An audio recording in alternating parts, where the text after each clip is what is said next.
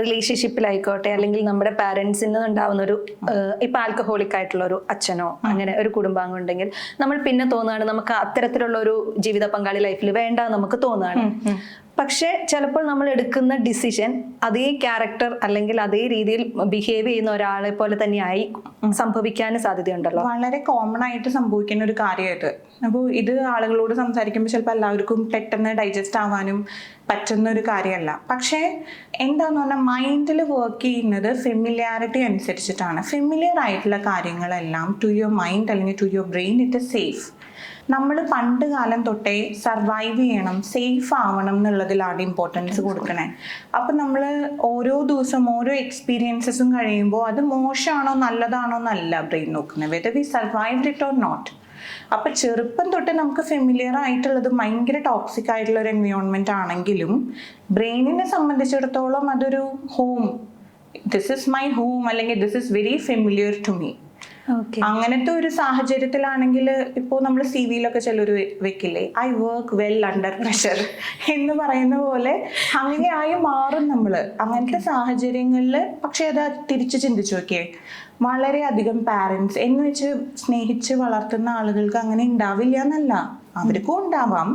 പക്ഷേ മറ്റേ ആളുകളെ സംബന്ധിച്ചിടത്തോളം അതിനുള്ള ചാൻസസ് കുറച്ച് ഹയർ ആയിരിക്കും ഈ ഒരു അൺപ്രഡിക്റ്റബിൾ അല്ലെങ്കിൽ കെയോട്ടിക് സിറ്റുവേഷൻ അട്രാക്ട് ചെയ്യാൻ. പക്ഷെ ചെറുപ്പത്തിൽ ഓമനിച്ചൊക്കെ വളർത്തുന്ന ആളുകളെ പെട്ടെന്ന് നമ്മൾ ഭയങ്കര ഒരു ട്രബിൾഡ് ആയിട്ടുള്ള ഫാമിലിയിൽ കല്യാണം കഴിച്ച് വിടുകയാണെങ്കിൽ അവരുടെ മാനസികാവസ്ഥ എന്തായിരിക്കും എന്ന് ആലോചിച്ച് നോക്കിയേ. അവരവിടെ അധികം കാലം സർവൈവ് ചെയ്യില്ല അല്ലേ? അവരൊന്നെങ്കിൽ അവിടെ നിന്ന് ഇറങ്ങി പോരും, അല്ലെങ്കിൽ ഇപ്പം ഈ റീസെന്റ് ആയിട്ട് പോലും നമ്മൾ കേട്ടല്ലോ ഒരു സൂയിസൈഡിന്റെ കാര്യമെല്ലാം. ഇത് ഭയങ്കര അൺഫോർച്ചുനേറ്റ് ആയിട്ടുള്ള കാര്യങ്ങളാണ്. നമുക്ക് ജീവിക്കാൻ നമുക്ക് അത്ര ധൈര്യം വേണ്ട എന്ന് പറയും, പക്ഷെ ആ ഒരു സമയത്ത് കൈവിട്ട് പോകുന്ന ഒരു മാനസികാവസ്ഥയിലാണ് എല്ലാവരും ആ ഒരു അവസ്ഥയിലേക്ക് എത്തുന്നത്. സോ പക്ഷേ ആ സൂയിസൈഡിലേക്ക് എത്താം ആളുകൾ, അതല്ലെങ്കിൽ അവർ വീട്ടിലേക്ക് തിരിച്ച് ഇറങ്ങി പോരാം. ഇതൊക്കെ നമുക്കൊരു സപ്പോർട്ട് സിസ്റ്റം ഉണ്ടെങ്കിൽ ഇതെല്ലാം ചെയ്യാം. പക്ഷെ ഒരു ട്രോമാറ്റിക് എക്സ്പീരിയൻസ് വരുന്ന ആളാണെങ്കിലോ നമ്മൾ സർവൈവ് ചെയ്യാൻ ശ്രമിക്കും, അവിടെ നിന്ന് സഹിക്കും.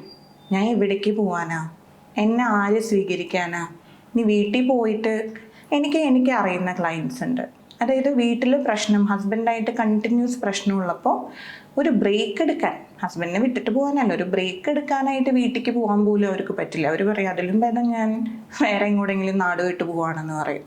കാരണം അത്ര പോലും ഒരു ഇമോഷണൽ ബാക്കപ്പോ സപ്പോർട്ടോ അവർക്ക് കിട്ടാത്തൊരു സാഹചര്യം. Then it becomes a familiar thing for them, and to break that pattern it takes so much of effort and work.